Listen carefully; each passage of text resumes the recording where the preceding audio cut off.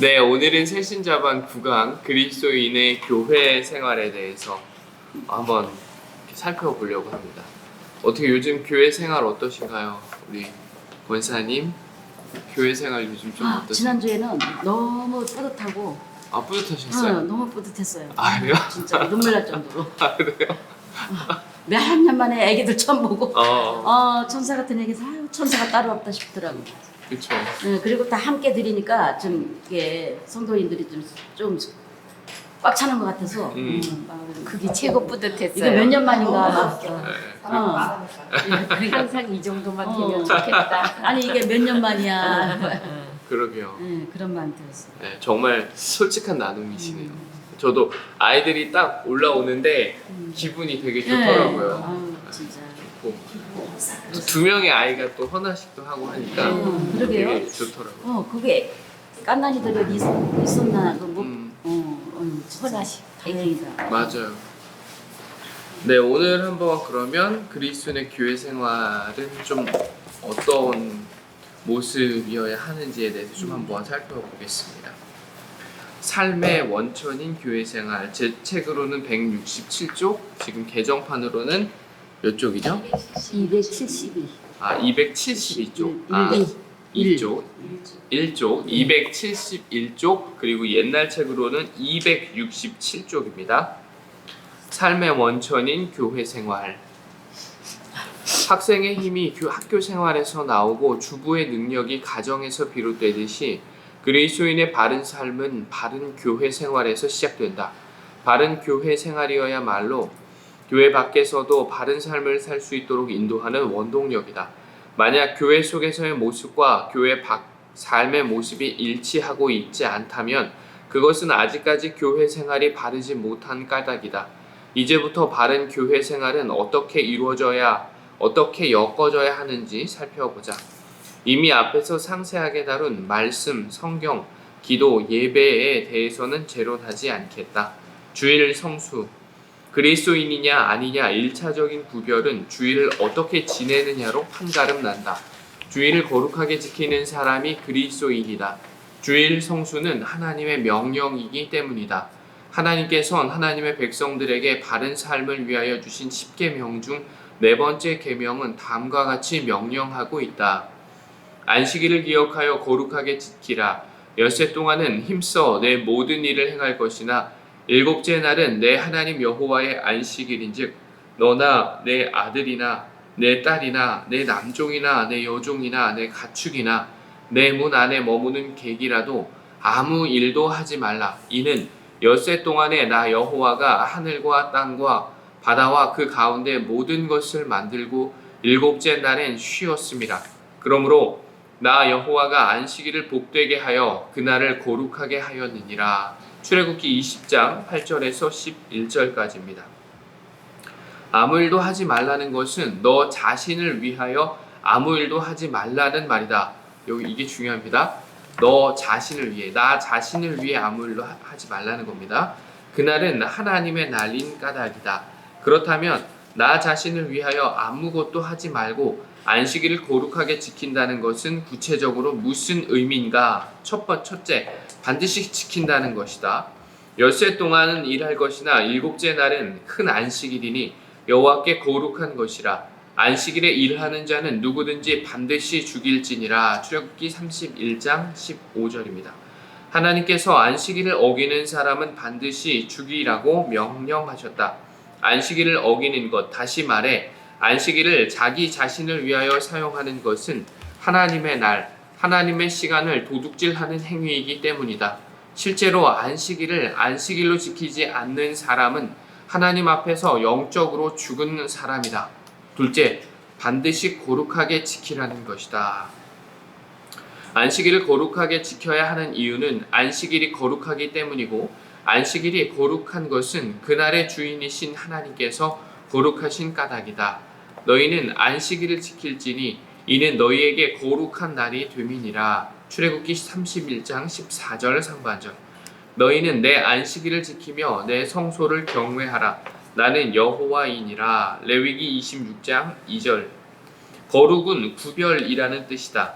세상과 구별됨이 없이는 거룩할 수 없다. 세상으로부터 구별되기에 거룩한 것이다. 세상은 주일은 세상으로부터 구별된 날이다. 그러므로 그 날에 구별된 우리의 삶이 수반되어야 함은 당연하다. 구별된 예배가 있어야 하고, 구별된 봉사가 있어야 하고, 또 성도와의 구별된 친교가 있어야 한다. 여기서 빠져서는 안 될 것은 가족과의 구별된 만남이다. 부모와 자식이 함께 모여 그날 배운 말씀을 서로 나누면서 평소와는 구별된 만남이 있어야 한다. 가족 간에 이 구별된 만남이 없거나 지속되지 않을 때 부부는 서로 믿음의 동역자가 되기 어렵고 자식은 커갈수록 부모와 멀어지게 된다. 주일을 거룩하게 지킨다는 것과 관련하여 주일에 돈을 쓸 수 있는가라는 질문을 가끔 받는다. 항상 중요한 것은 동기와 중심이다. 중요한 건 행동보다 그 이면의 동기와 중심이에요. 저도 한때 이런 얘기를 참 많이 들었었는데 그에 대해 이 목사님은 어떻게 생각하시는지 한번 보겠습니다. 나를 위한 날이 아니라 주님을 위한 주님의 날이다. 그러므로 나를 위해 사용되는 돈이라면 당연히 쓸 수 없다. 그러나 주님을 위해 혹은 주님과 관련된 일을 위한 것이라면 무방하다. 예배가 끝난 뒤 예배당에 편의시설이 없는 교회의 경우 교인들이 성도 간에 구별된 친교를 위해 찻집에서 차를 마셨다면 그것은 아름다운 일이다. 부모와 자식 간의 구별된 만남을 위해 아내로 하여금 주일 저녁에 부엌 일을 하지 않게 하고 온 가족이 정답게 외식한다면 그것은 오히려 권장할 만한 일이다. 문제는 이런 목적으로 사용되는 돈이 아니라 주일 아침에 때우듯이 예배를 치르고 골프장으로 달려가느라 사용되는 것과 같은 돈이다. 그것은 철저하게 나만을 위해 사용되는 돈이기 때문이다. 주님을 위한 주님의 날에 나 자신만을 위해 사용되는 돈은 중지되어야 한다. 자, 여기 좀 맥을 찌르는 말이 나오죠. 나 자신을 위해 돈을 사용하는 것과 그렇지 못한 것의 구분입니다. 여기 계신 분들은 다 그러지 않는 분 같은데 제가 보니까 그러지 않는 분 같은데 어쨌거나 이 부분 우리 같이 한번 생각해 봤으면 좋겠습니다. 셋째, 반드시 예배당에 나와야 한다는 것이다. 너희는 나를 비겨서 은으로나 금으로나 너희를 위하여 신상을 만들지 말고 내게 토단을 쌓고 그 위에 내 양과 서로 내 번제와 화목제를 드리라. 내가 내 이름을 기념하게 하는 모든 곳에서 내게 임하여 복을 주리라. 출애굽기 20장 23절 24절입니다.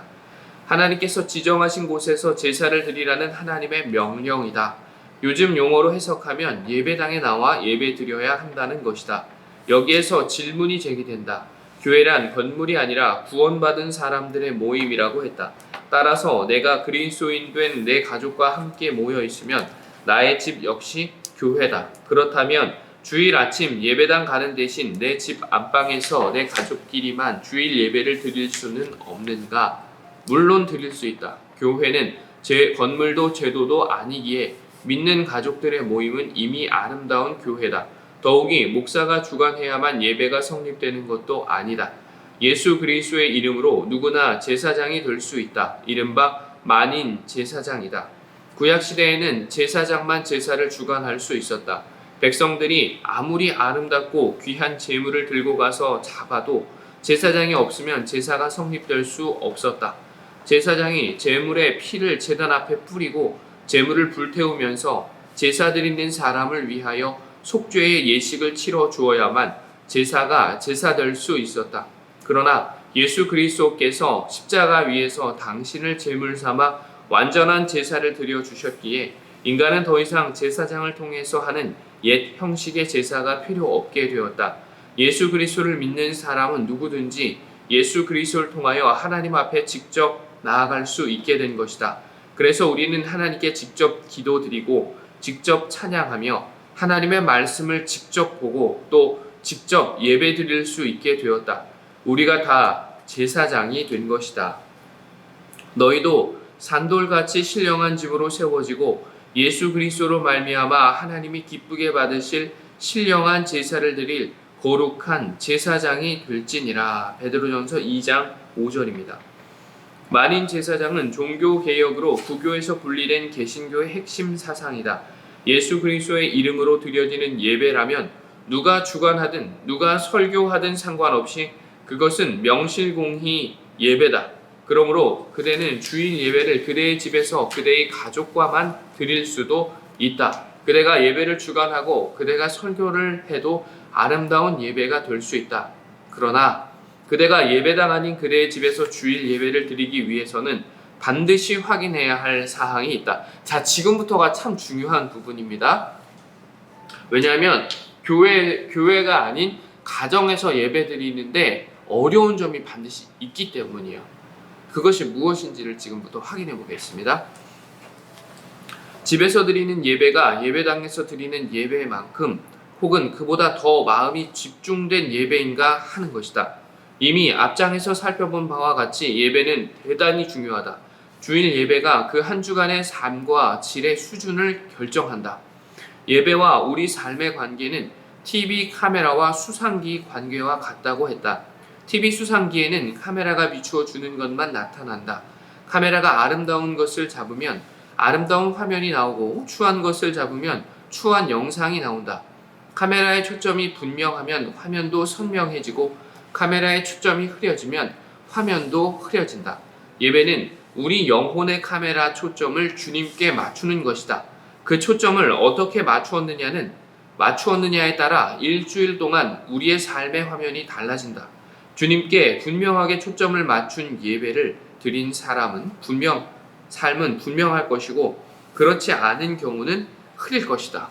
조금 전에 우리 그 예배 이번 주 한 주 어땠는지 여쭤봤더니 한 권사님이 너무 은혜 받고 너무 행복했다고 말씀드렸잖아요.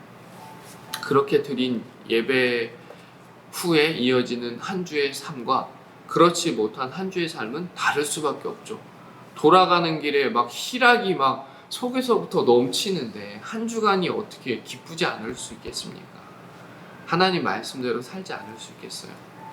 자, 여기서부터 계속해서 이제 중요한 부분입니다. 그대가 그대의 집에서 평일의 가정 예배가 아닌 주일 예배를 드릴 때 그대 가족 모두가 예배당에서처럼 주님께 집중하여 초점을 맞출 수만 있다면 얼마든지 그렇게 해도 상관없다. 그러나 이것은 현실적으로 쉬운 일이 아니다. 역시 성도들이 함께 모여 함께 예배, 기도와 찬송을 드리며 성가대가 아름다운 찬양을 부르는 예배당이라야 우리 예배에 초점이 더 맞춰지는 것은 유한한 인간의 어쩔 수 없는 한계다. 그러므로 주일 예배는 하나님께서 지정하신 곳에서 드리는 것이 좋다. 주일 아침 온 가족이 예배드리기 위해 함께 지정하신 곳을 찾는 것 자체가 더없이 아름다운 훈련이요 헌신이다. 그러나 예배당에서 드리는 예배가 단지 형식을 추구하는 것으로만 끝난다면 그것은 차라리 집에서 드리는 예배만도 못하다. 주일 성수한다는 것은 반드시 지키는 것이요 반드시 거룩하게 지키는 것이요 반드시 예배당에 나오는 것을 의미함을 알았다. 그러나 항시 그렇듯이 이 모든 것의 정신이 중요하다. 그 정신을 상실하면 문자의 노예가 되어 철저하게 주일 성수하는 것 같으나 실은 알맹이를 잃어버린 형식적인 종교인으로 전락해버리기가 쉽다. 주님께서 가장 싫어하는 대상이 바로 그와 같은 사람들이었다. 그대가 언제나 붙잡아야 할 것은 문자가 아니라 문자 속에 내포되어 있는 정신이다. 우리가 코로나 시기를 겪었지 않습니까? 가정에서 예배드릴 수밖에 없는 상황을 마주했었어요. 그때 가정에서 예배드렸던 나의 모습을 돌아보시면 돼요. 부정할 수 없는 우리의 그 모습, 여기에 써있는 그 모습이죠. 네. 예쁘게 얼굴을 씻고 단장하고 옷을 갖춰 입고 그렇게 안 돼. 마음을 정돈하면서 화면 앞으로 앉는 사람. 한 주는 그렇게 했을지 모릅니다. 그러나 2주, 3주 계속되면서 이게 쉽지 않죠. 네. 내복 입은 채로 세수도 안 한 채로. 세수도 안 한 채로 좀 늦은 채로 아우 지루하다. 화장실 한번 갔다 오고 그게 우리의 한계죠. 저도 마찬가지입니다. 저희 아이들 가정에서 예배 드리는데 얼마나 어려웠는지 몰라요. 얼마나 떠들고 뭐 장난치고 얼마나 움직이고 싶어요. 그대가 주일 아침 예배를 드리기 위해 예배당으로 나아오다 길에 피투성이가 된 채 쓰러져 있는 사람을 보았다고 하자 마음속으로 불쌍한 생각이 들었지만 주일 성수를 위해, 즉 반드시 예배당에서 예배드리기 위해 그냥 지나쳤다고 하자, 그리고 예배당에서 그대 나름대로 은혜로운 예배를 드렸다고 한다면 그대는 과연 주일 성수를 잘 한 것인가? 우리 함께 누가복음 10장 30절에서 37절을 읽어보자. 예수께서 대답하여 이르시되 어떤 사람이 예루살렘에서 여리고로 내려가다가 강도를 만나매 강도들이 그 옷을 벗기고 때려 거의 죽게 된 것을 버리고 갔더라. 마침 한 제사장이 그 길로 내려가다가 그를 보고 피하여 지나가고, 또 이와 같이 한 레위인도 그곳에 이르러 그를 보고 피하여 지나가되, 어떤 사마리아 사람은 여행하는 중 거기 이르러 그를 불쌍히 여겨 가까이 가서 기름과 포도주를 그 상처에 붓고 싸매고 자기 짐승에 태워 주막으로 데리고 가서 돌보아 주니라. 그 이튿날 그가 주막 주인에게 데나리온 2를 내어주며 이르되 이 사람을 돌보아 주라. 비용이 더 들면 내가 돌아올 때 갚으리라 하였으니 내 생각에는 이 세 사람 중 누가 강도 만난 자의 이웃이 되겠느냐. 이르되 자비를 베푼 자니이다. 예수께서 이르시되 가서 너도 이와 같이 하라 하니라. 길에 피투성이 된 사람이 쓰러져 있다. 제사장과 레위인은 못 본 채 하고 그냥 지나갔다. 그들은 성전에서 제사를 주관하는 사람들이다. 아마 제사를 드려야 할 시간에 쫓겼기 때문인지 모른다. 그러나 그 이유가 무엇이었든 그들은 주님의 비판을 받았다. 성전에서 드리는 제사보다 더 아름다운 삶의 제사를 도외시했기 때문이다. 반면에 피투성이의 나그네를 돌본 사마리아인은 칭찬받았다. 사마리아인이라면 거룩한 제사를 드리는 예루살렘 성전과는 거리가 먼 사람이었지만 피투성이 나그네를 구한 그의 행동은 성전에서 드려지는 그 어떤 제사보다 향기로운 제사였던 까닭이다. 이거 되게 중요한 부분이거든요. 우리 하나님께서 주신 말씀 가장 큰 계명은 하나님 사랑과 이웃 사랑이에요. 예배당 오는 길에 혹시 이런 사람을 봤다고 한다면 꼭 도와주셔야 됩니다. 그게 오늘 우리가 드려야 할 진정한 예배의 모습일 수도 있어요. 그렇기 때문에 꼭 이렇게 하셔야 됩니다. 예배당에 늦어서 이건 아니고요. 늦어도 괜찮으니까 반드시 이렇게 어려운 사람 보면 꼭 도와주셔야 돼요. 저도 한번 이런 적이 있어요. 예배당은 아니고 이제 지나가는 길에 그때 이제 교역자 수련회를 강원도로 갔다가 마치고 돌아오는 길이었는데 터널 안에서 그 차가 전복된 거예요. 스포츠카, 빨간색 스포츠카. 이름은 제가 잘 모르겠는데 스포츠카가 탁 전복돼서 쥐 굴러가는 걸 제가 앞에서 딱 본 거예요. 저랑 그때 제가 조수석에 타 있었고 운전자 뒷자리에 한 명 이렇게 셋이서 딱 타고 있었는데 너무 놀랬죠. 뻥 소리랑 함께 이렇게 되니까. 그래서 제가 차를 갓길에 세워라 했어요. 그래서 갓길에 딱 세우고 목사님이 2분이 있으니까 한 분은 차를 잘 세우라고 했고 한 분은 그 차를 좀 소통해달라고 했어요.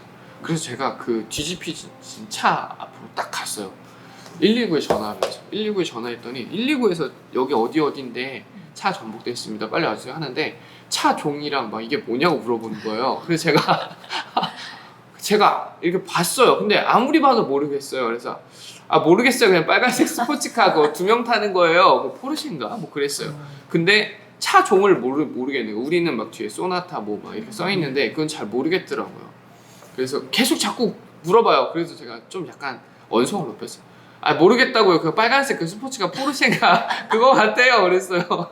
그래서 딱 뒤집혔잖아요. 그래서 제가 허리를 숙이고 이렇게 차 안을 들여다봤어요. 그랬더니 운전석의 남자는 이렇게 손과 무릎을 꿇은 채로 바닥에 이렇게 있었고 내가 꺼내줄게. 옆에 조수석에는 우리 자매가 타고 있었는데 내가 해줄게 하는데 이 사람이 도저히 뭐 움직이질 몸을 못 가누는 거예요. 꺼내줄게 하는데 못 가누는 거예요. 그래서 제가 그 사람한테 나오라고 얘기했어요. 이렇게 조심스럽게 나오라고. 그랬는데도 잘 못 알아듣더라고요. 그래서 제가 다시 괜찮아, 내가 꺼내줄 테니까 일단 나오세요 그랬어요. 근데 그 사람이 주섬주섬 이렇게 나왔어요. 주섬주섬 이렇게 나왔고, 나와서 바닥에 딱 누웠는데 그 다음부터 앰뷸런스 올 때까지 그 사람 못 일어났어요. 네, 못 일어났고 되게 추운 날이었거든요. 그래서 차 주차하고 온 목사님한테는 그 우리 패딩 큰 거, 우리 다 두꺼운 패딩 입고 다니거든요. 추워가지고 그거 덮어주고, 그 다음에 자매님을 꺼내려고 조수석 문을 열려고 그랬는데 조수석 문은 안 열리더라고요. 그래가지고 안전벨트에 이렇게 거꾸로 매달려 있는데 그 자매가 계속 얘기하는, 아 너무 아파요, 옆구리가 너무 아픈 거예요. 안전벨트 조이고 막 하니까요. 너무 아파요, 너무 아파요. 그래서 풀으려고 봤더니 바닥에 그 내비게이션하고 막 온갖 플라스틱 파편들 있잖아요. 그게 막 있는 거예요. 그래서 제가 그걸 손으로 먼저 딱 걷어냈어요. 걷어내고 그 안전벨트를 풀을 테니까 손을 위로 쭉 뻗으라고 했어요. 손을 뻗으니까 이렇게 거의 달랑말랑 하더라고요. 그래가지고 안전벨트를 풀을게요 하고 탁 풀었죠. 풀었더니 이렇게 딱 손으로 받쳐가지고 제가 잡아주고 이렇게 해서 자매도 내렸어요. 내리고 이제 있는데 마침 앰뷸런스가 딱 오더라고요. 그러면서 이제 남자 먼저 싣고 그 다음에 여자 실었나? 그랬어요. 그랬더니 그 여자 잊혀지지가 않아요. 백을 갖다 달라는 거예요. 진짜 이거 실화입니다. 실화예요 이거. 예, 예. 기중한 게 있었나 봐. 진짜예요 이거. 예, 그래가지고 제가 백도 갖다 줬어요. 가서 백도 갖다 줬어요. 백도 갖다 주고 이렇게 가고 견인차 오고 막 경찰차 오고 해서 가고 저희도 이제 집에 갔거든요. 근데 뭔가 되게 보람되더라고요. 보람되고, 그리고 뭐 누가 뭐 보상해주거나 그런 건 하나도 없었지만 그래도 같이 있었던 목사님들은 알잖아요. 우리가 했던 그런 모습들을. 그래서 두고두고 우리 안에 회자되는 그런 에피소드가 됐었어요. 근데 우리 교회 안에도 그런 소식이 좀 많았으면 좋겠어요. 근데 우리 아내는 왜 그랬냐고. 큰일 나. 우리 어머니입니다. 아내가 아니라 우리 어머니는 도대체 너 무슨 생각으로 왜 위험하게. 근데 그때는 그런 생각이 안 나더라고요. 그렇죠. 그 순간에는. 네, 어쨌거나 잘 살아 있습니다. 거기에서 떠나 그들의 회당에 들어가시니 한쪽 손 마른 사람이 있는지라. 사람들이 예수를 고발하려 하여 물어 이르되 안식일에 병 고치는 것이 옳으니까. 예수께서 이르시되 너희 중에 어떤 사람이 양 한 마리가 있어 안식일에 구덩이에 빠졌으면 빨리 끌어내지 않겠느냐. 사람이 양보다 얼마나 더 귀하냐. 그러므로 안식일에 선을 행하는 것이 옳으니라 하시고, 이에 그 사람에게 이르시되 손을 내밀라 하시니 그가 내밀매 다른 손과 같이 회복되어 성하더라. 마태복음 12장 9절에서 13절. 내가 너희에게 이르노니 성전보다 더 큰 이가 여기 있느니라. 나는 자비를 원하고 제사를 원하지 아니하노라 하신 뜻을 너희가 알았더라면 무죄한 자를 정죄하지 아니하였으리라. 인자는 안식일의 주인이니라 하시니라. 마태복음 12장 6절에서 8절입니다. 주일 아침에 예배당으로 가다가 쓰러진 사람을 만났다면 예배 시간에 늦더라도 파출소에 신고하여 경찰과 함께 필요한 후속 조치를 취하는 것이 더 아름다운 예배다. 주일 아침에 물속에 떠내려가는 사람을 발견했다면 예배당에 가지 못하는 한이 있어도 그 사람을 먼저 구해야 한다. 그것이 주님께서 더 기뻐하시는 주일 성수다. 그것이 어느 곳이든 거룩한 주일에 내가 아니면 그곳에 하나님의 은총의 손길이 임할 수 없다면 나는 교회 예배에 빠지더라도 그것을 지켜야 한다. 이를테면 주일에 당직인 경찰은 예배당에 가기 위해 임지를 떠나면 안 된다. 그의 자신이 임지를 지키면서 그곳에서 하나님의 거룩한 손과 발이 되어 평소보다 더 많은 사람에게 주님의 사랑을 보여주는 봉사자가 되어야 한다. 그것은 거룩한 예배다. 주일 성수는 예배당에서만 하는 것이 아니다. 언젠가 한 자매가 오빠를 원망하면서 오빠의 결혼식에 참석치 않겠다고 했다. 까닭인즉 거룩한 주일의 결혼식을, 그것도 지방에서 하기 때문에 주일 성수를 위해, 다시 말해 주일에 예배당에 나와 맡겨진 봉사 직무를 감당하기 위해 가지 않겠다는 것이다. 나는 그 오빠가 주님을 믿는지를 물었더니 아니라고 했다. 주일을 거룩하게 지키기 위해 교회에서 맡겨진 봉사의 직무를 감당하기 위해 친오빠의 결혼식마저 참석치 않겠다는 것은 언뜻 매우 아름다운 신앙처럼 보인다. 그러나 나는 그렇게 생각하지 않는다. 믿는 오빠라면 혹 모르되 믿지 않기에 하나님의 법칙을 알지 못하는 오빠가 주일에 결혼식을 올리는 것은 너무나 당연한 일이다. 오빠에게는 주일이 주님의 날이 아니라 자신을 위한 휴일이기 때문이다. 그런 오빠를 정죄하여 사촌도 아닌 친동생이 결혼식에 참석조차 않는다면 만약 내가 그의 오빠라면 단언하거니와 나는 그런 동생이 믿는 하나님은 절대로 믿지 않을 것이다. 다른 사람도 아닌 친오빠의 결혼식에도 참석지 못한다면 그것은 죽은 종교이지 살아있는 사랑은 아니다. 자, 죽은 종교이지 살아있는 사랑은 아니다. 나는 그 자매에게 교회에서 맡은 일을 다른 사람에게 부탁하고 결혼식에 참여할 것을 권했다. 주일 아침 일찍 결혼식장 근처의 교회에서 예배를 드리고 결혼식에 참석하여 아직 하나님을 알지 못하는 오빠의 결혼식을 위해 하나님의 은총이 임하기를 위해 기도하라고 권유하였다. 하나님과 무관할 뻔했던 결혼식이 하나님의 은총 속에서 거행될 수 있도록 말이다. 그 자매는 친오빠의 결혼식에 기쁨으로 참여하였고 그렇게 하기를 100번 잘했다고 지금도 생각하고 있다. 정말 중요한 겁니다. 그 결혼 경찰관 소방관 당연히 주일에 근무해야죠. 자기가 섬기는 교회에서 예배드리기 위해 주일날 근무 못한다고 하면 다른 누군가가 어떻게 생각하겠습니까? 또 다른 누군가는 또 예배드릴 수 없지 않습니까? 그렇기 때문에 이렇게 하는 것은 그렇게 아름다운 모습은 아닙니다. 더구나 이 결혼식도 마찬가지예요. 우리 교회 안에서도 그렇게 얘기하시는 분들이 있는데 괜찮아요. 그때만 그 맡겨진 봉사는 다른 분께 한 주 부탁할 수 있잖아요. 그리고 우리가 또 그분이 어딘가 가야 할 때 또 그분 봉사 대신 해줄 수 있잖아요. 기쁨으로 해주실 수 있잖아요. 그렇죠? 그게 아름다운 교회의 모습이죠. 네, 우리가 진짜 우리 삶에서 구현해 가야 할 바른 신앙의 모습이 사실은 이런 모습이에요.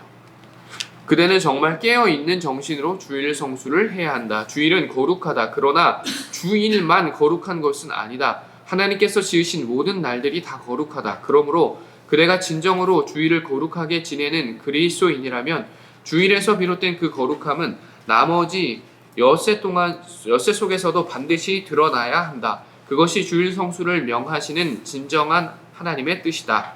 안식일은 토요일에 해당한다. 그런데도 교회가 주일에 예배드리는 것은 십자가에서 돌아가신 주님께서 주일 새벽에 부활하셨기 때문이다.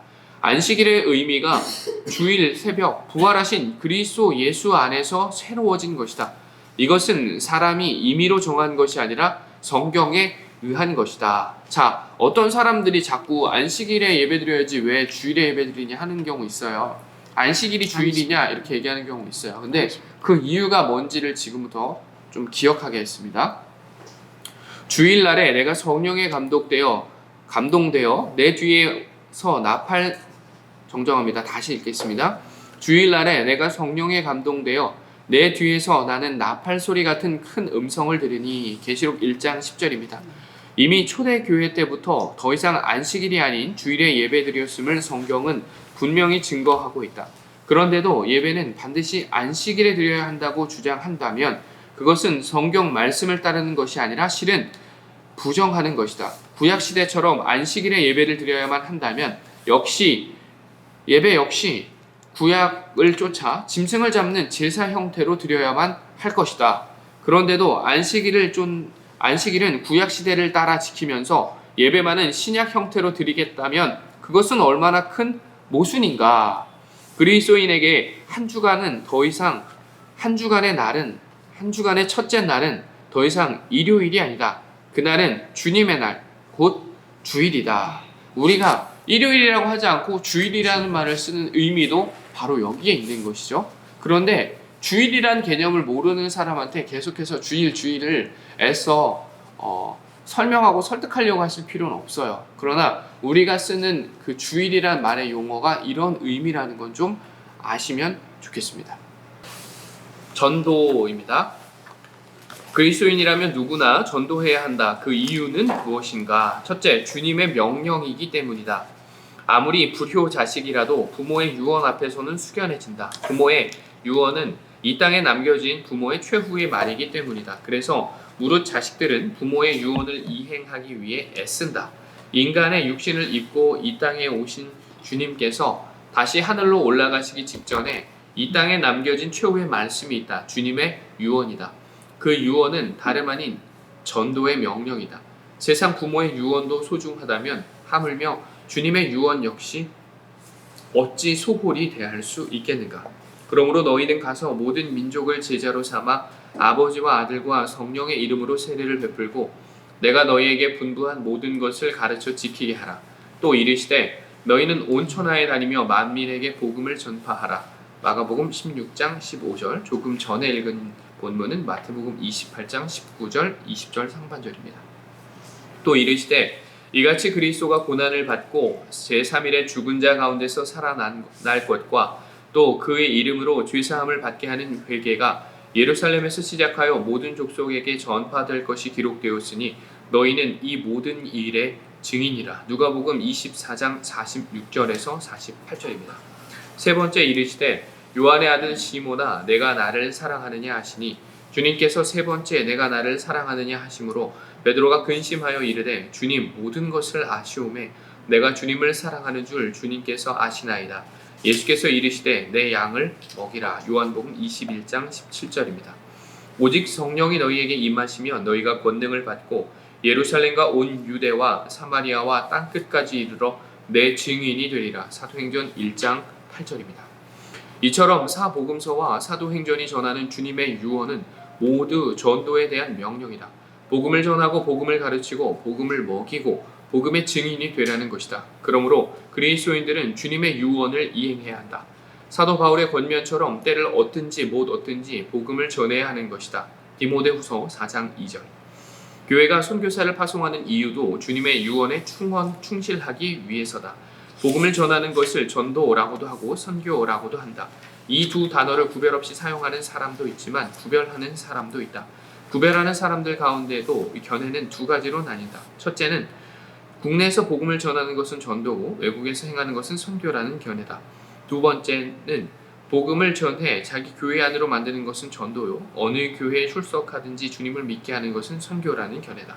두 견해 모두 일리가 있지만 전도가 더 성경적이다. 우리가 전하고자 하는 것은 종교적 제도나 조직이 아니라 생명의 길이기 때문이다. 선교가 아니라 전도, 길을 전한다라는 의미입니다. 주님께서 왜 우리에게 전할 것을 유언으로 남기셨는가? 복음만이 사람을 살릴 수 있기 때문이다. 인간을 사랑하시는 주님께서 사람을 살리시기 위해 당신의 생명의 말씀을 전하라 명령하시는 것은 사람을 살리시려는 당신을 십자가의 제물로 내어놓으셨던 주님으로서는 너무나도 당연한 유언이 아니겠는가? 그러므로 우리는 사람을 사랑하는 따뜻한 마음으로 복음을 증언하는 전도자들이 되어야 한다. 우리가 전도해야 할 둘째 이유는 주님께서 우리와 함께 하심을 전도의 현장에서 확인할 수 있기 때문이다. 영이신 주님께서 언제나 우리와 함께 하고 계신다. 그러나 유한한 인간은 그 사실을 망각할 때가 많다. 그래서 쉽게 절망하고 쉽게 좌절한다. 만약 주님이 나와 함께 하심을 늘 확인하면서 살아갈 수 있다면 그리스도인의 삶은 어떤 경우에도 흔들림이 없이 굳건할 수 있을 것이다. 이것이 모든 그리스도인이 전도해야 하는 이유이다. 전도의 현장에서는 나와 함께 하고 계시는 주님을 언제나 확인할 수 있기 때문이다. 그러므로 너희는 가서 모든 민족을 제자로 삼아 아버지와 아들과 성령의 이름으로 세례를 베풀고 내가 너희에게 분부한 모든 것을 가르쳐 지키게 하라. 볼지어다 내가 세상 끝날까지 너희와 항상 함께 있으리라. 마태복음 28장 19절에서 20절입니다. 우리에게 전도의 유언을 남기신 주님께서 우리와 세상 끝날까지 항상 함께 계실 것을 약속하셨다. 그 이유가 무엇인가? 우리가 주님의 유언을 이행하는 것을 친히 도와주시기 위함이다. 그러므로 항상 우리와 함께 하고 계시는 주님을 우리는 전도의 삶을 살면서 늘 구체적으로 확인할 수 있게 된다. 나는 신학교에 입학하기 전 15년 동안 사회생활을 했다. 그 15년 가운데 4년은 직장 생활을 했고 나머지 기간 동안에는 사업을 했다. 세상에 쉬운 일이 어디 있겠는가? 직장 생활이나 사업이나 어렵기는 매 한 가지였다. 새벽부터 밤늦게까지 땀 흘리며 수고를 해야만 했다. 그러나 늦게 시작한 목회는 그보다 훨씬 더 힘들었다. 얼마나 힘이 들었으면 목회를 시작하자마자 체중이 6kg이나 빠졌겠는가. 목회는 교인이 많아지는 만큼 더 힘들다. 그런데도 나는 목회 현장에서 늘 말할 수 없이 큰 보람을 느낀다. 말씀 안에서 교인들의 삶이 변하고 인생의 목적과 가치관이 새로워지며 허물어져 가던 가정이 다시 회복되는 것을 날마다 목격하면서 나와 함께 계시는 주님을 확인할 수 있기 때문이다. 어찌 나 자신의 능력으로 그런 일이 일어날 수 있겠는가? 그래서 나는 눈물을 흘리며 나와 함께하고 계시는 주님께 감사드리지 않을 수 없다. 신학교 1학년 때였다. 학우들과 묘도로 전도 여행을 떠났다. 묘도는 여수 앞바다에 있는 작은 섬으로 우리가 찾아간 온동리는 여수에서 1시간의 뱃길이었다. 지금은 많은 세월이 흘러 개발되었겠지만 당시 예배당 하나 없던 그 외딴 마을에서 월요일부터 금요일 저녁까지 닷새 동안 복음을 전하였다. 토요일은 서울로 출발하는 날이었다. 그러나 아침에 일어나자 폭우와 함께 태풍이 불고 있었다. 우리가 타기로 되어 있는 배는 폭우에 그대로 묶여 있었다. 태풍으로 배가 뜨지 않으니 섬을 출발할 도리가 없었다. 그러나 언제 멈출지도 모르는 태풍 앞에서 속수무책으로 무작정 기다릴 수만은 없었다. 우리는 반드시 서울을 향해 떠나야 했다. 주일에 각자 섬기는 교회에서 맡은 사명을 다하기 위해서는 무슨 일이 있어도 토요일 밤까지는 서울에 도착해야 했기 때문이다. 나는 우리가 타기로 되어 있던 통통배의 선장 집을 찾아갔다. 선장은 이불 속에 그대로 누워 있었다. 태풍으로 할 일이 없어졌으니 모처럼 잠이나 푹 자야겠다고 생각하고 있음이 분명했다. 내가 방으로 들어가 무턱대고 방바닥에 앉자 그제야 선장도 할 수 없다는 듯 엉거주춤 일어나 앉았다. 그러나 나는 선장에게 무슨 말을 해야 할지 얼른 생각이 나지 않았다. 그 거친 태풍 속에서 대체 무슨 명분으로 배를 띄워달라고 부탁할 것인가. 뾰족한 해답이 없었다. 한동안 침묵이 흐른 뒤에 내가 고두절미하고 이렇게 말했다. 선장님, 이제 가시죠. 그 말을 한 내가 오히려 쑥스러웠다. 그러면서도 내 마음속 밑바닥으로부터 무엇인가 거대한 덩어리가 빠져나와 선장에게 전해진 느낌이 들었다. 나의 말에 선장은 한동안이나 나의 눈을 뚫어져라 쳐다보았다. 그러고는 잠시 후 일어나 옷을 주섬주섬 챙겨 입더니 불쑥 내뱉었다. 갑시다. 나는 깜짝 놀랐다. 선장이 그렇게 쉽게 움직일 줄은 몰랐기 때문이다. 우리 일행은 통통배를 타고 태풍이 몰아치는 바닷속으로 출항하였다. 동료들은 가랑잎처럼 흔들리는 통통배의 선실에서 큰 목소리로 찬양을 불렀다. 나는 뱃머리에 난간을 붙들고 서 있었다. 태풍이 몰아칠 때마다 집채만한 파도가 배를 덮쳤다. 그래서 나는 그 거친 태풍의 바닷속에서 주님의 음성을 들었다. 볼지어다 내가 세상 끝날까지 너희와 항상 함께 있으리라. 배가 여수항에 무사히 도착한 뒤 선장이 우리 일행에게 도대체 자신이 무엇에 홀려 배를 띄웠는지 알 수가 없다는 말을 했다. 그도 그럴 것이 그 선장은 태풍이 몰아치는 바다의 무서움을 누구보다 잘 알면서도 그 무서운 태풍 속으로 배를 띄웠으니 그런 말을 한 것은 당연한 일이었다. 그것은 주님의 역사였다. 주님께서 오직까지 복음의 증인이 되기 위해 찾아간 우리와 함께하고 계심을 주님께서는 그런 식으로 확인시켜 주신 것이다.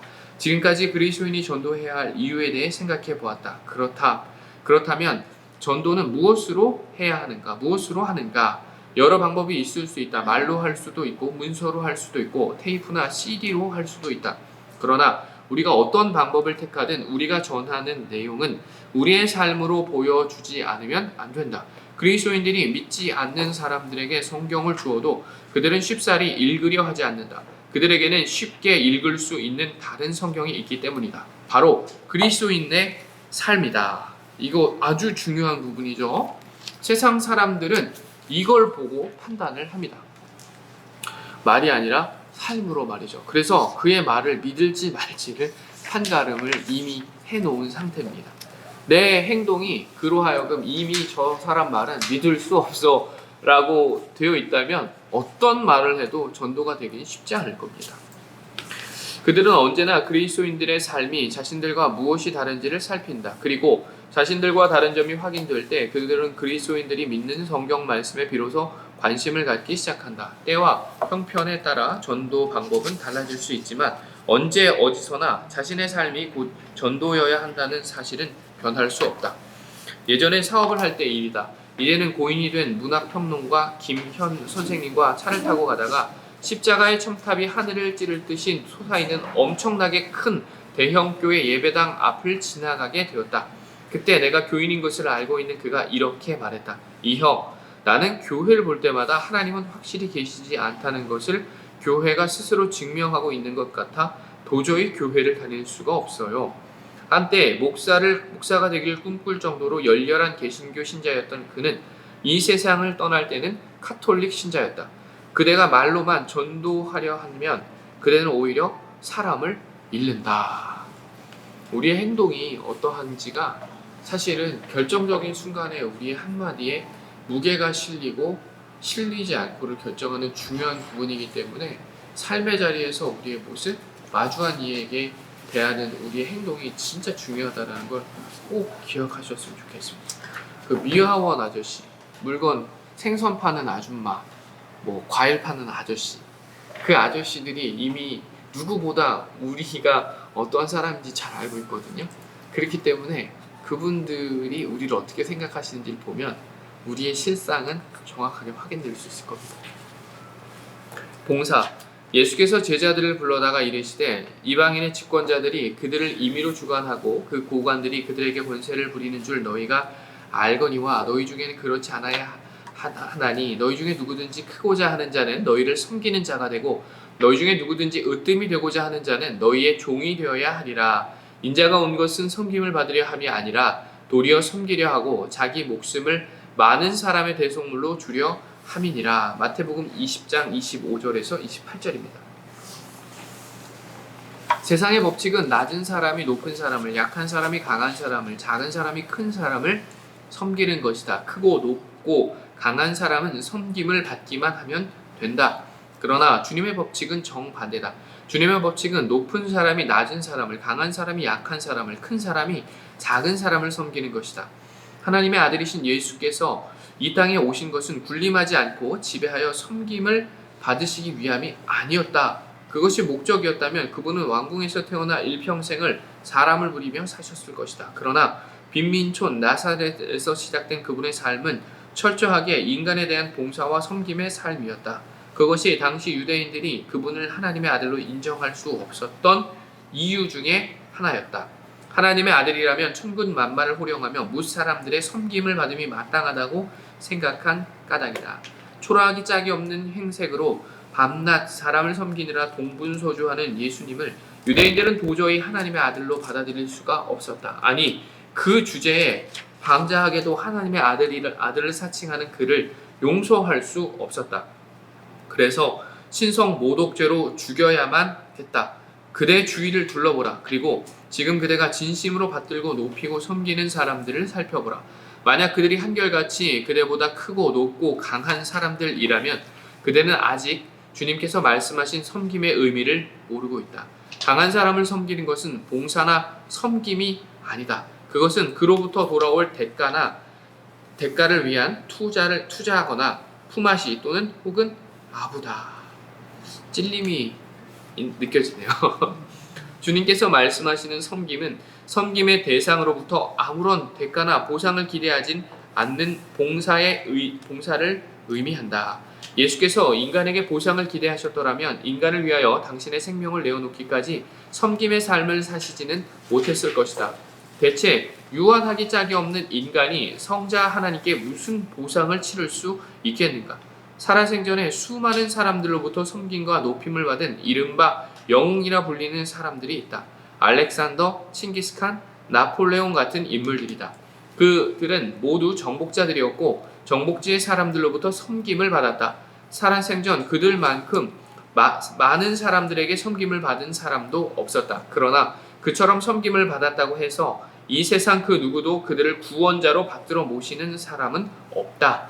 예수께서는 단 한 평의 땅도 정복하신 적이 없었다. 사람들로부터 섬김을 받기는커녕 당신이 3년 동안 심혈을 기울여 기른 제자들에게조차 배신을 당하셨다. 그리고 끝내 십자가 위에서 사람들의 조롱을 받으며 외롭고 쓸쓸하게 그리고 비참하게 돌아가셨다. 희한한 것은 그토록 초라하고 약해 보이기만 했던 예수님을 2000년이 지난 지금까지도 세계 도처에서 수많은 사람들이 구주로 섬기고 있다는 사실이다. 인간으로부터는 그 어떤 대가도 바라지 않고 십자가 위에서 인간을 위한 섬김을 완성하신 그분을 하나님께서는 부활의 구주로 높여주셨기 때문이다.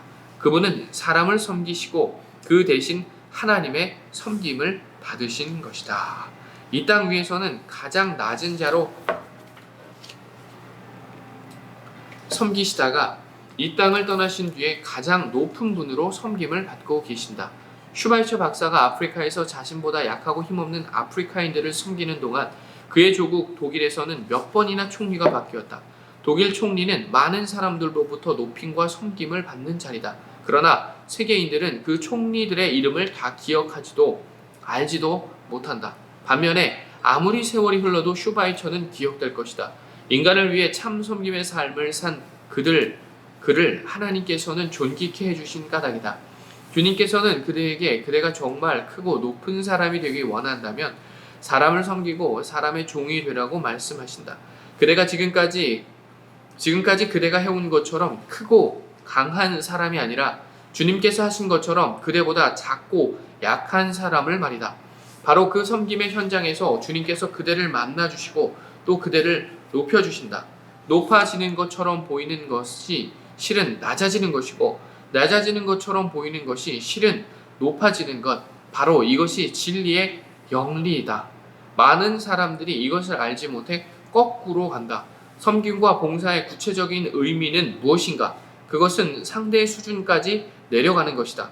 주님께서는 인간을 섬기기 위해 인간이 되어 인간의 수준으로 내려오셨다. 주님께서 내가 너희를 섬겨줄 테니 내가 있는 곳까지 올라오라 하셨다면 인간 중에 과연 누가 주님 계신 곳까지 오를 수 있어 그 섬김을 받을 수 있겠는가? 그러나 제자들은 이것을 깨닫지 못했다. 아니, 전혀 깨달으려 하지 않았다. 주님께서 십자가에 못 박히기 위해 예루살렘으로 올라가시는 길 위에서 누가 더 높은지 서로 따지며 싸웠다. 그래서 주님께서는 돌아가시기 전날 밤, 이른바 최후의 만찬을 끝내신 후 섬김의 시범을 직접 보여주셨다. 저녁 잡수시던 자리에서 일어나 겉옷을 벗고 수건을 가져다가 허리에 두르시고 이에 대야에 물을 떠서 제자들의 발을 씻으시고 그 두르신 수건으로 닦기를 시작하여 시몬 베드로에게 이르시되 베드로가 이르되 주여 주께서 내 발을 씻으시나이까? 예수께서 대답하여 이르시되 내가 하는 것을 내가 지금은 알지 못하나 이후에는 알리라. 베드로가 이르되 내 발을 절대로 씻지 못하리이다. 예수께서 대답하시되 내가 너를 씻어주지 아니하면 내가 나와 상관이 없으리라. 요한복음 13장 4절에서 8절입니다. 주님께서는 섬김은 상대의 수준으로 내려가는 것이되 상대의 머리가 아니라 발 아래까지 내려가신 것임을 친히 보여주셨다. 이것이 진정한 섬김이다. 그대가 섬기지 않을 수 없는 사람 가운데에는 상종하는 것조차 괴로운 사람이 분명 있을 것이다. 그대의 지성과 인격에 비해 그 사람이 아무리 유치하다 해도 그대는 먼저 그의 수준으로 내려가야 한다. 그 사람의 머리까지만 내려가서는 안 된다.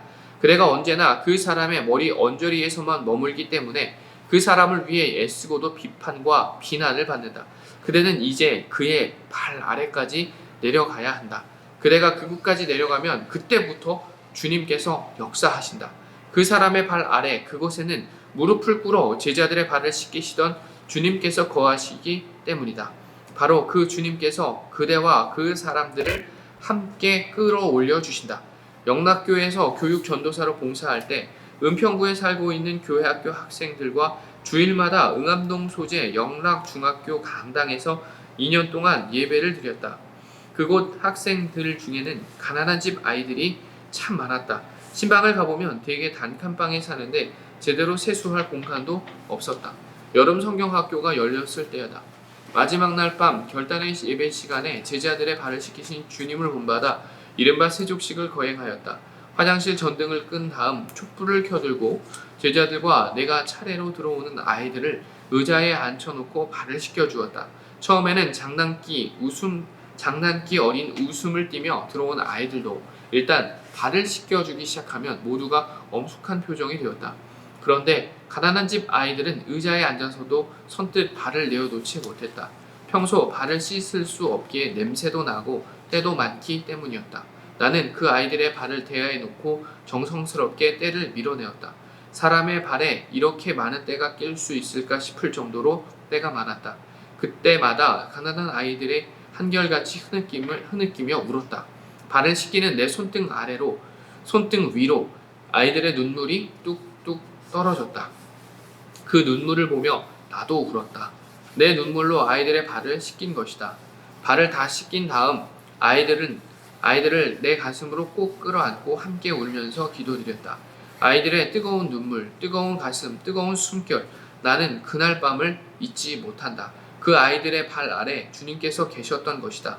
사람의 발 아래로 내려가면 그곳에는 확실히 주님의 감동과 역사가 있다.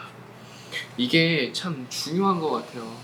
정말 감동적이죠. 아이들이 그 무릎을 꿇고 그 발을 씻겨주는 그 목사님, 선생님 그 손등 위에 눈물을 흘리고 또 그 아이들의 발을 씻겨주는 그 발등 위에 그 씻겨주는 목회자와 그 선생님이 눈물을 흘리는 그 모습, 또 함께 울며 가슴으로 흐느끼는 그 모습 속에 어떻게 성령님이 역사하지 않을 수 있겠습니까?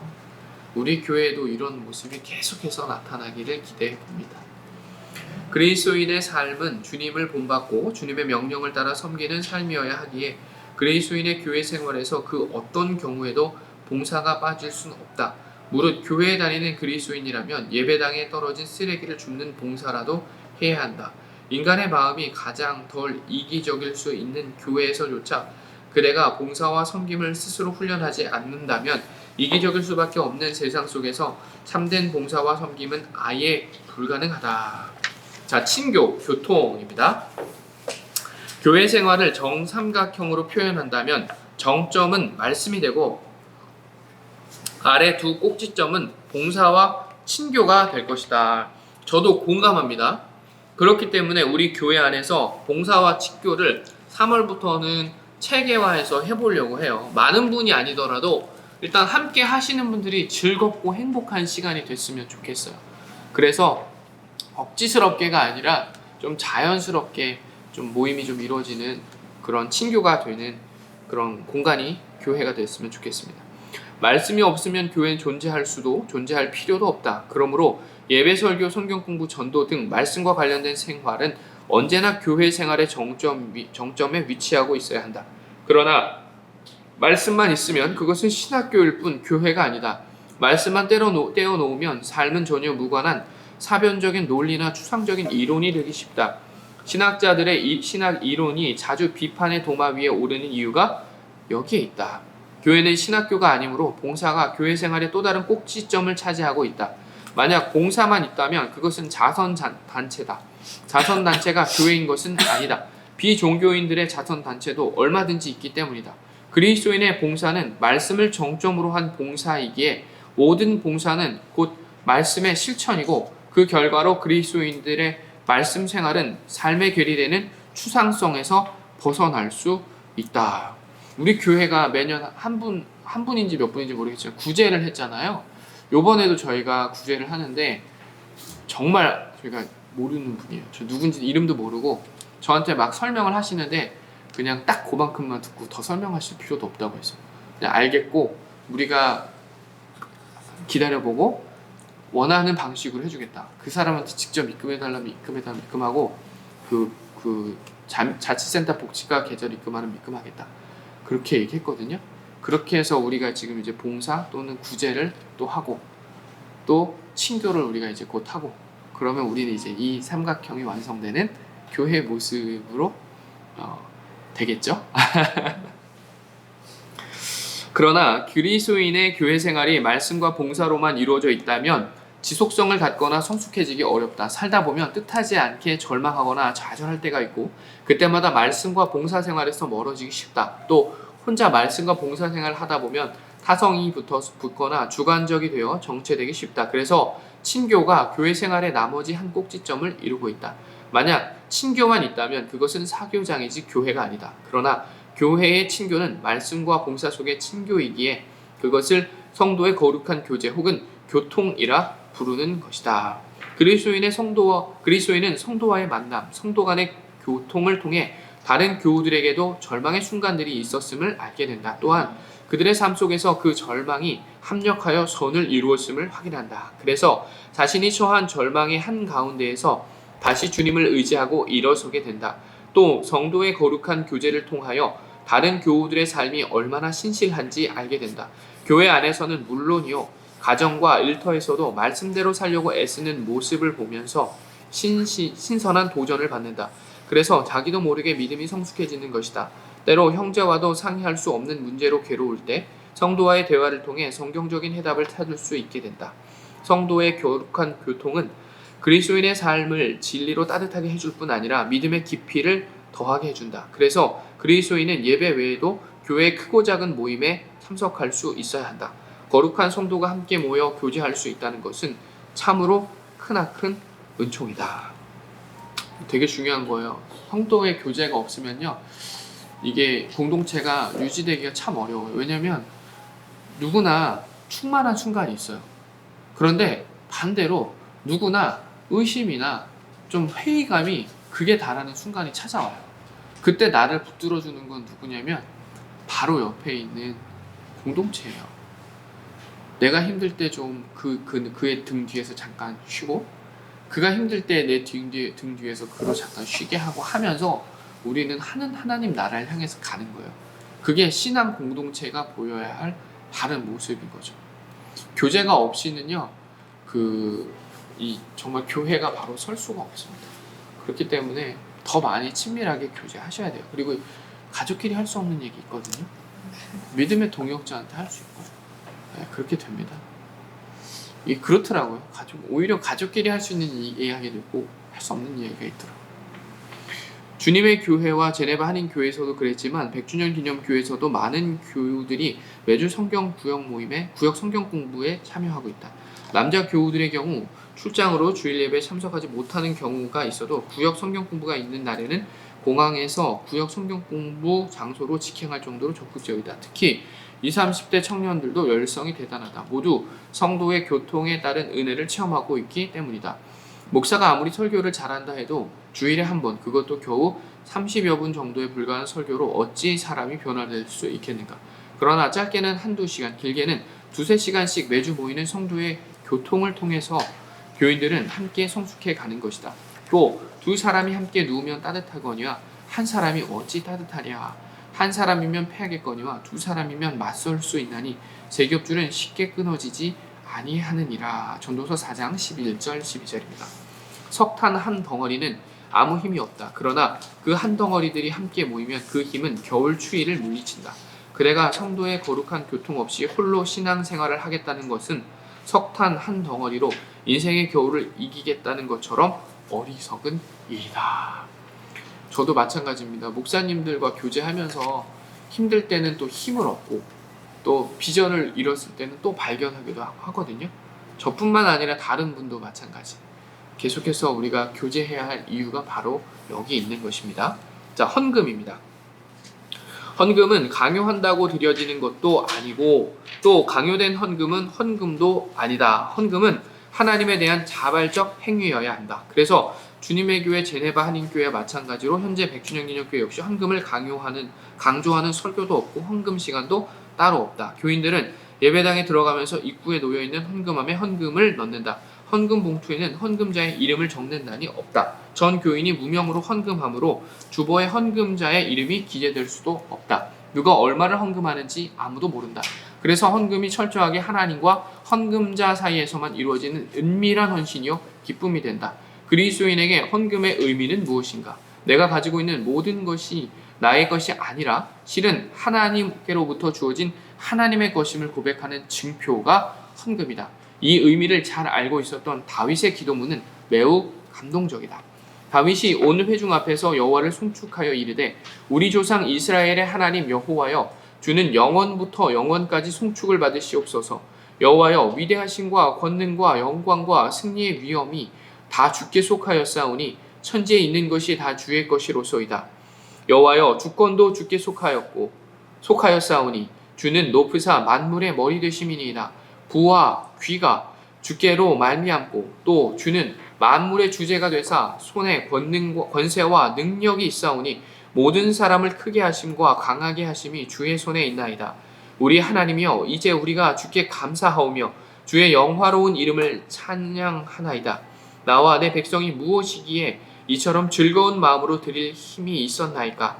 모든 것이 주께로 말미암았사오니 우리가 주의 손에서 받은 것으로 주께 드렸을 뿐이니이다. 대상 역대상 29장 10절에서 14절입니다. 그리스도인이 하나님께 드리는 어떤 명목의 헌금이든 그것은 자신의 것을 바치는 것이 아니라 본래 하나님의 것을 하나님께 드리는 것이다. 이것을 바로 안다면 헌금으로 인해 교만에 빠지는 그리스도인은 없을 것이다. 헌금 중에 가장 대표적인 헌금은 11조 헌금이다. 즉 자기 수입의 10분의 1을 하나님께 바치는 헌금이다. 교인들을 위해 엮어진 톰슨투 주석 성경의 신명기 14장 22절 29절에 대한 주석이 11조에 대하여 교인들이 이해하기 쉽게 설명해 주고 있다.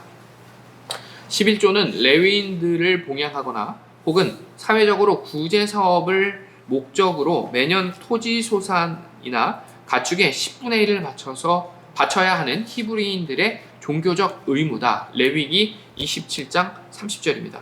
유대인들은 모세 율법에 따라 여러 11조 규례, 신명기 12장 5절에서 19절, 레위기 27장 30절에서 33절, 민수기 18장 21절에서 32절을 근거로 11조 헌납을 세 단계로 구분했다. 첫째 11조. 한 해 추수가 끝나면 백성들은 먼저 모든 소출의 10의 1을 구분하여 자기 성중에 거하는 레위인들에게 주어야 했다. 그러면 레위인들은 백성들로 받은 11조에서 다시 10분의 1을 구별하여 하나님께 거제로 바쳐야 했는데 이것은 곧 제사장의 몫이 되었다. 이처럼 분배받은 기업 없이 성막에서 종교적 직무에만 전념하는 레위인들과 제사장들의 생계를 보장해주기 위하여 이스라엘 백성들이 바쳐야 하는 11조의 첫 단계를 첫째 11조라고 부른다. 둘째 11조, 축제 11조. 이것은 첫째 11조를 바친 백성들이 그 나머지 소출 가운데 다시 10분의 1을 구별하여 드린 것을 가리킨다. 이것은 자신들이 직접 중앙 성소로 가지고 올라가는데 한 해 동안 풍성한 축복을 내려주신 하나님께 감사의 축제를 드리는 비용으로 사용되었다. 이때 중앙 성소가 너무 멀면 허물 대신 일단 헌금으로 바꾸어 가지고 갔다가 성소 근처에서 다시 잔치에 필요한 예물들을 구입할 수 있었다. 한편 감사 잔치에는 가족과 친지는 물론 수하의 남녀 종들과 성중의 레위인들까지 모두 참여하였다. 자, 바로 앞에 예물을 구입해서 이렇게 돈을 가져가서 예물을 구입했다고 써 있잖아요. 이렇기 때문에 예수님께서 그 성전에 들어가셨을 때 비둘기 파는 사람들, 돈 바꿔주는 사람들이 있을 수 있었던 거예요. 자, 셋째 11조 안식년 제7년째인 이때에는 토지를 경작하지 않기 때문에 11조를 바치지 않았다. 안식년을 기준으로 제3년과 제6년에는 위에 둘째 11조로 잔치를 베푸는 대신 각 처소에서 다 모아 성중에 거하는 레위인, 나그네, 고아, 과부, 가난한 자 등을 위해 구제비로 사용하였다. 그리고 이때 백성들은 자신들이 마련한 이 둘째 11조의 율법대로 가난한 이웃들을 위해 거짓없이 사용하겠노라고 하나님 앞에 맹세하여야 했다. 따라서 이 셋째 11조는 따로 구별된 11조가 아니라 둘째 11조와 동일한 것인데 다만 용도가 다를 뿐이었다. 즉 둘째 11조는 안식년을 기준으로 1년과 2년 그리고 4년과 5년에 쓰이는 감사 축제용이었고 셋째 11조는 안식년을 기준으로 매 3년과 6년째 쓰는 이웃 구제용이었다. 간단하게 설명하면 이렇다. 이스라엘 백성들은 11조를 2번 바쳐야 했다. 의무적으로 드려지는 첫 번째 11조는 성막 유지와 관련된 비용, 요즘 용어를 빌리면 교회 유지 비용으로 사용되었다. 그 다음 감사의 의미로 드려지는 두 번째 혹은 세 번째 11조는 교회 유지 비용이 아닌 이웃의 나눔이나 구제를 위하여 사용되었다. 이것을 통해 우리는 두 가지 사실을 깨달을 수 있다. 첫째, 교인이 하나님께 바치는 헌금은 11조 헌금, 감사 헌금, 주일 헌금 등을 포함하여 전체 수입의 20% 정도가 되면 성경적이라는 것이다. 실제로 11조 헌금을 하는 가정의 경우 가족들의 헌금과 주일 헌금 그리고 개인적인 구제비 등을 포함하면 그 금액이 대략 수입의 20%에 이르게 된다. 그러나 이것은 그대에게 성경이 제시하는 이상적인 헌금 수치를 밝히는 것일 뿐 그대가 반드시 이렇게 헌금해야 한다는 의미는 아니다. 뒤에 가서 다시 설명하겠지만 그리스도인들에게 헌금보다 더 중요한 것은 진리를 쫓는 바른 삶이기 때문이다. 둘째, 교인들이 바친 헌금 가운데 50%는 교회를 위한 경비로 사용하고 나머지 50%는 교회 밖에 이웃 사랑을 위하여 사용되는 것은 타당하다. 앞에서 언급한 것처럼 100주년 기념교회가 헌금의 50%를 이웃 사랑을 위해 사용하는 것은 바로 이 성경의 원칙을 따르기 위함이다. 지금도 가끔 타 교회 교인들로부터 11조 헌금을 다른 교회에 바치면 안 되느냐는 질문을 받는다. 이를테면 도시 변두리나 농어촌의 어려운 교회로 보내면 더 유용하지 않겠냐는 것이다. 이 땅 위에 있는 모든 교회는 주님의 교회이므로 물론 어느 교회에 바쳐도 무방하다. 11조 헌금을 어느 교회에 바치든 그것은 사실 하나님께 바치는 것이기 때문이다. 그러나 여기서 중요한 것은 동기다. 왜 자신이 다니는 교회에 헌금을 바치고 싶은 마음이 없는가? 왜 하필이면 자신이 다니지도 않는 교회에 바치려고 하는가?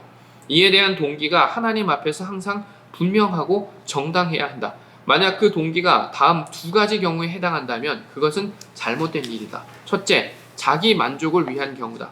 11조 헌금은 그리스도인의 의무이기에 자신이 출석하는 교회에 바친다고 해서 그 누구도 칭찬하거나 감사하지 않는다. 그러나 그 교회, 특히 작고 어려운 교회에 바쳤을 때는 상황이 달라진다.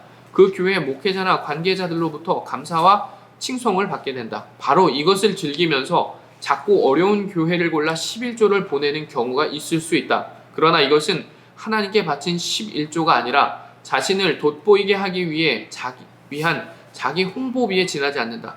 11조는 하나님의 것을 하나님께 돌려드리는 것이므로 11조를 통해 사람들로부터 칭찬이나 칭송을 받고 또 그것을 즐긴다는 것은 참된 그리스도인들에게는 있을 수 없는 일이다.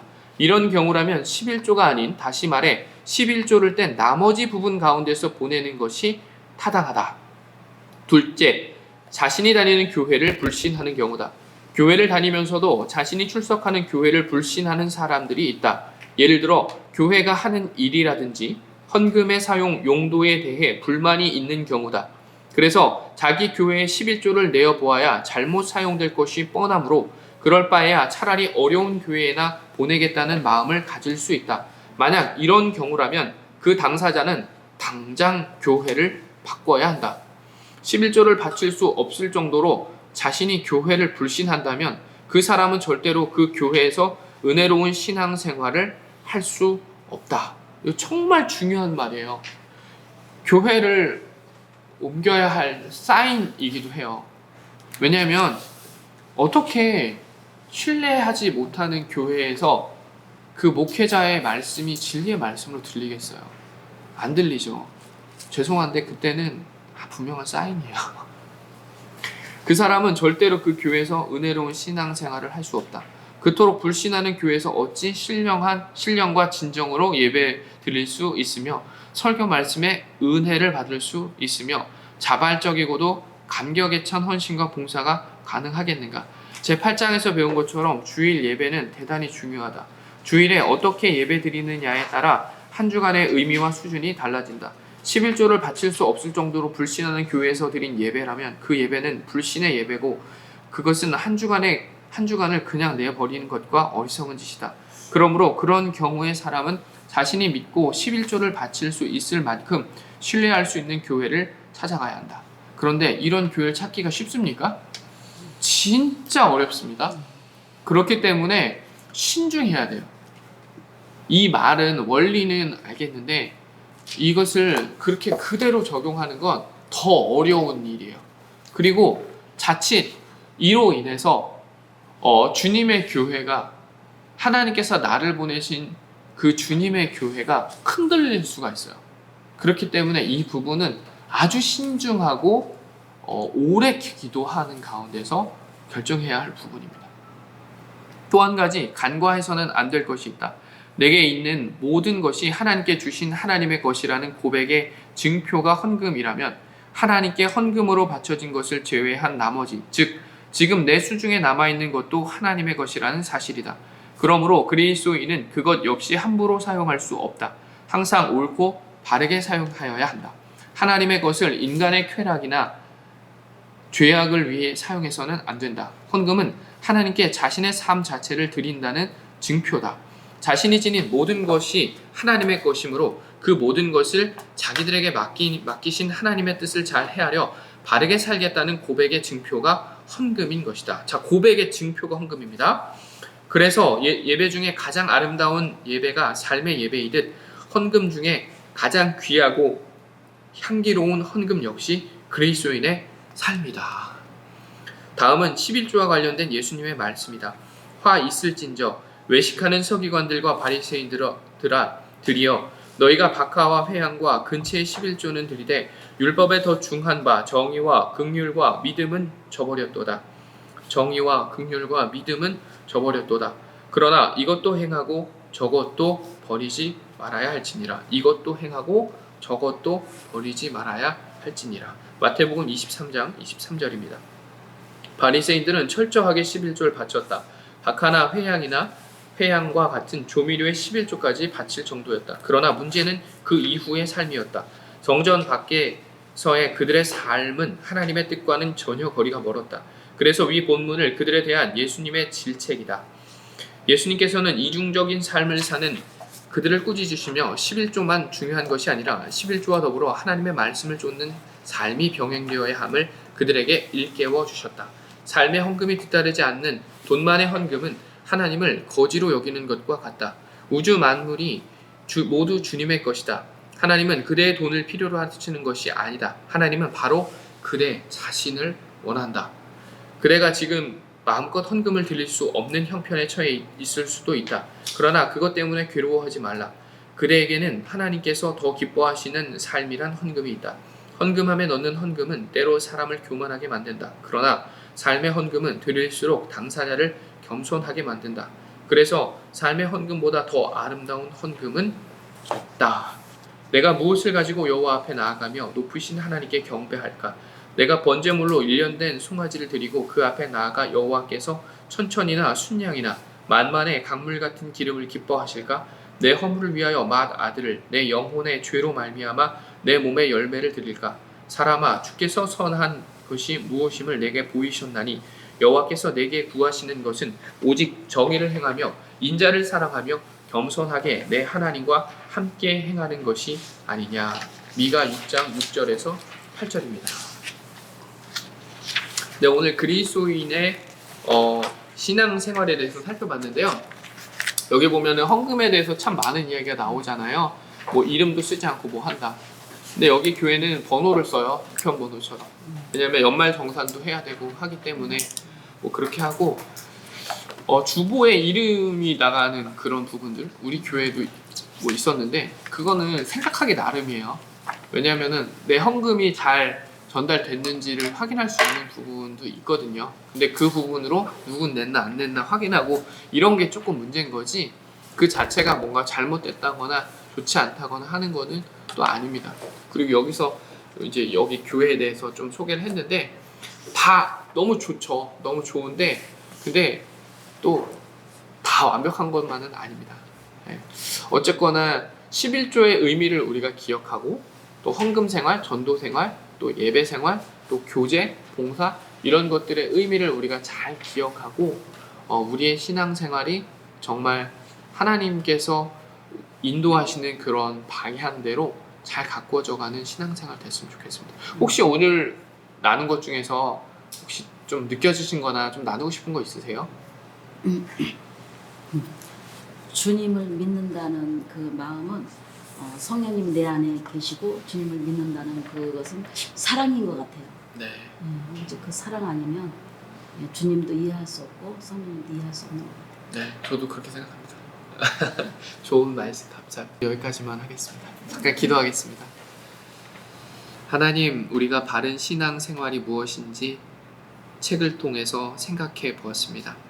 이후에 우리의 나눔을 통해서 우리가 실행해야 할 바른 신앙의 모습을 다시 한번 생각해 볼 수 있도록 도와주시고, 우리가 어떠한 것을 행함에 있어서 그 의미를 바로 알고 그 의미를 깊이 헤아리면서 삶의 자리에서 적용해 갈 수 있도록 도와주시옵소서.